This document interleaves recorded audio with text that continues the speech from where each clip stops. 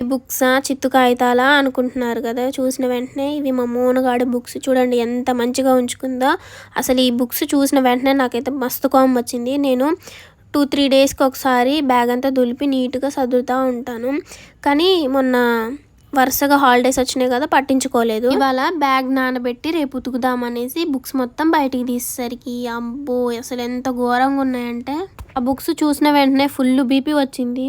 కొడితేనేమో ఏడ్చిద్ది, చెప్తేనేమో వినదు, ఏం చేయాలి అనేసి ఇంకా పెద్ద అయితే తెలుసుకుంటుందిలే అని ఇంకా బుక్స్ మొత్తం నీట్గా ఒకదానికొకటి మంచిగా పెడుతున్నా.